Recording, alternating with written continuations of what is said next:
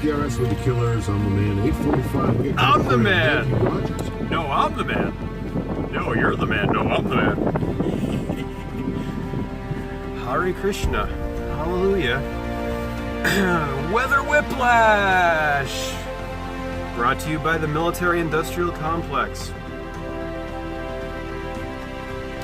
Want to see a geoengineered science fiction sky? Take a look. Take a look. Temperature dropped from 97 down to high today of 70 here in Massachusetts.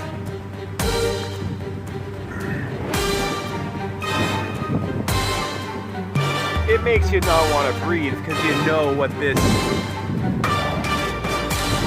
pseudo cloud cover is containing and what is coming right down into our air column.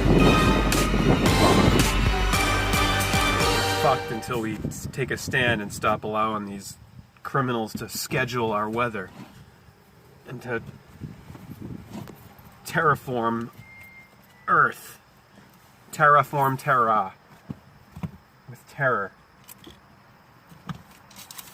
What's on the agenda this morning? Well, today is the 7th of September. September, as I've said before, in month 7 originally. October 8. November 9.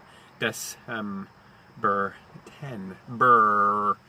Why do they all end in ember and burr? It's the time of the burr, when the sun symbolically dies going into his tomb of autumn. And the days shorten here in the northern hemisphere. The sun gets lower and lower on the ecliptic. He's going into his tomb in autumn. Coming right up. We've got the equinox coming up. Equal day and night. The sun's at the equator. It's the equinox, equator, Ecuador equation. The equalizer. Libra, equilibrium. God by Deepak ChopRa. Read this a few years back. I'm going to read the introduction to you today. And then, if there's time, I'll do a quick dictionary divination session.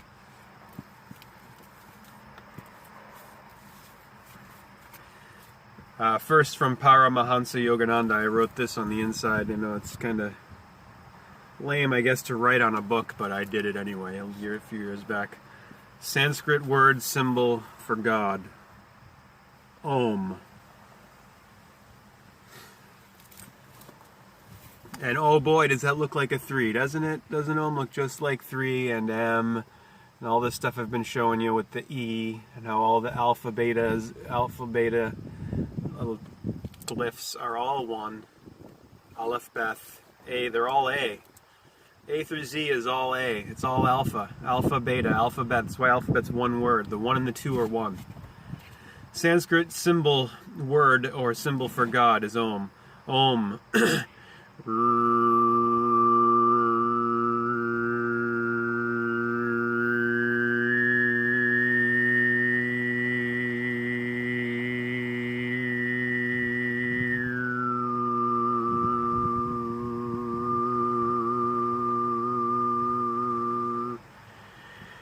Om is the basis of all sounds. Om or O-M or A-U-M.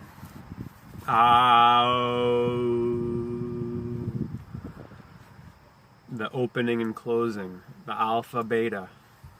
Yang, yin. The day and the night. The sun and the moon. The male and female. The lingam and the yoni. Om is the basis of all sounds in the universe. The Om of the Hindu Vedas became the sacred word Hum of the Tibetans, Amen of the Muslims, and Amen of the Egyptians, Greeks, Romans, Jews, and Christians.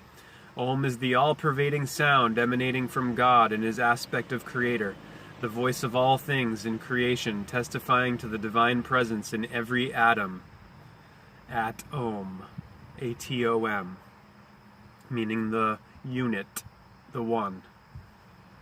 The great Hindu sage Patanjali said, "He who knows Om knows God." That's from Paramahansa Yogananda. Who better to ask about Om, or God. Generate, operate, destroy.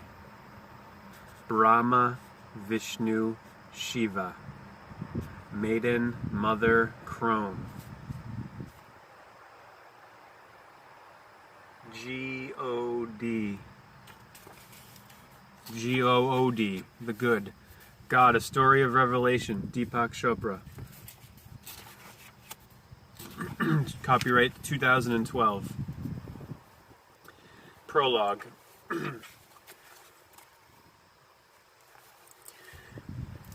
Like a car with two steering wheels, the world has been guided by two forces: the spiritual and the secular. That fight for control.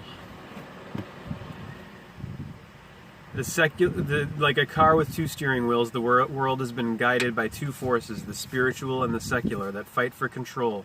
The secular has seized the advantage today, but for many centuries the power lay with spirituality.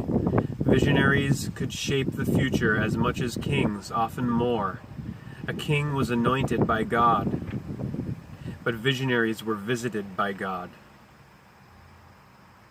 They heard his message personally before appearing in public to announce what God wanted people to do. I became fascinated by the perplexing situation that visionaries find themselves thrust into.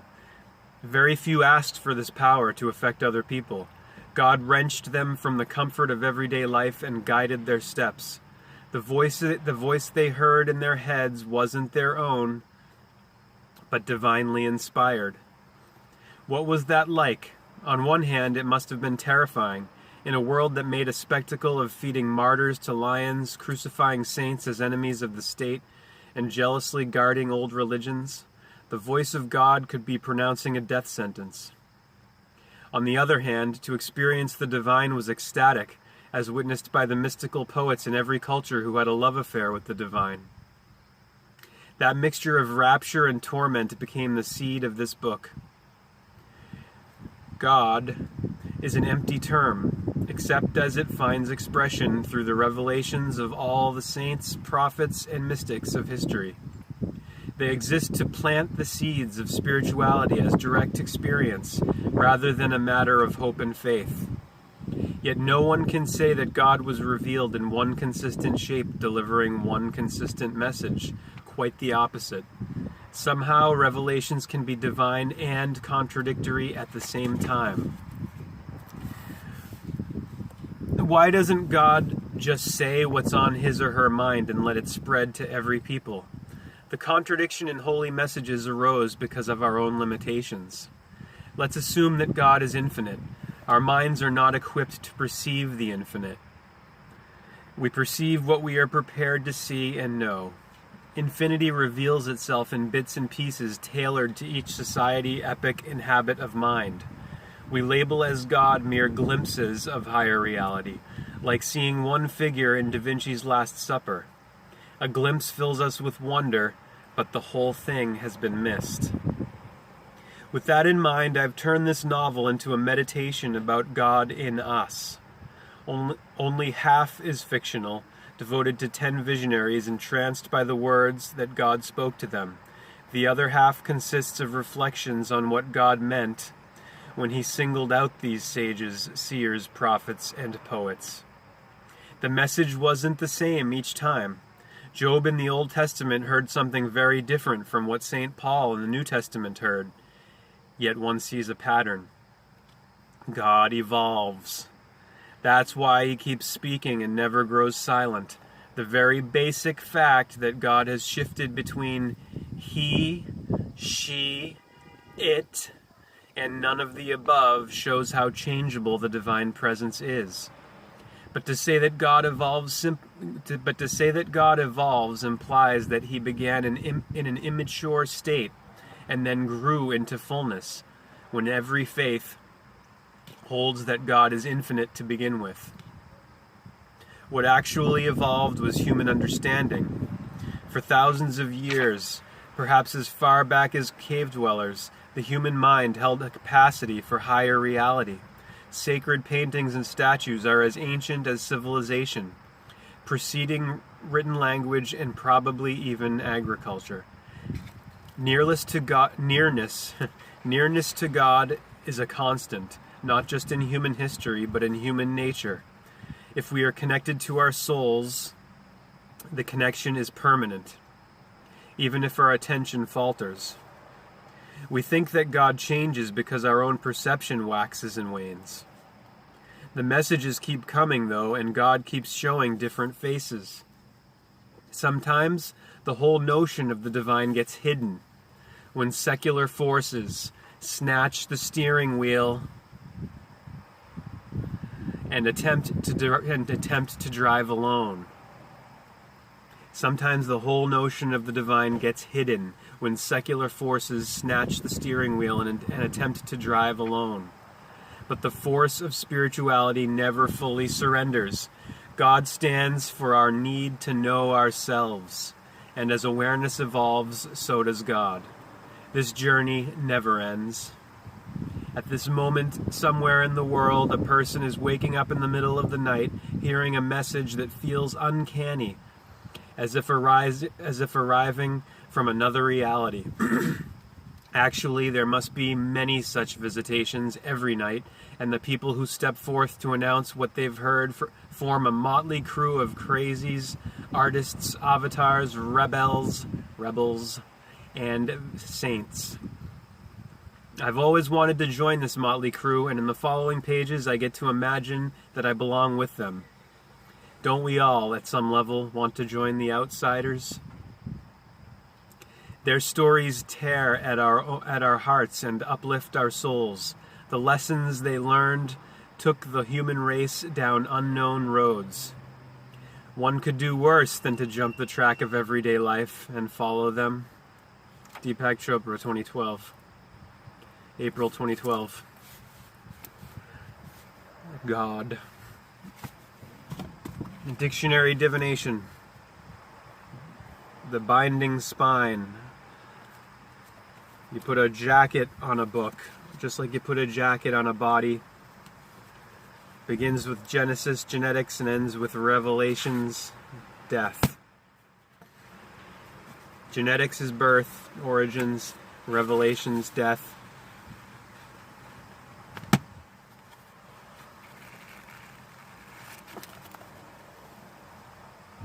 What's our word for today? What is that word? Pharaoh. Pharaoh. Not Pharaoh. Pharaoh, Ra. But Farro, which is noun. A litter of pigs. Verb tense. Give birth to pigs. Adjective of a cow, not pregnant. And the etymological box here for Pharaoh, F-A-R-R-O-W. The senses referring to pigs come from Old English fer, F-E-A-R-H, pig. The sense referring to cows is from Old English fer, F-E-A-R-R, ox. Ox, O-X, which is what Aleph means, A, the letter A, the bull of the Bible, which you have to look at upside down to understand, because it's the horns of the ox or the bull. And there's his head. Hello, I'm the Aleph. This is the Aleph, Alpha, and Omega. The father, Alpha Phalos, and the mother, Yoni, that which yawns and gapes, the gaping Gaia. Namaste, Hare Krishna, Hallelujah, Aloha!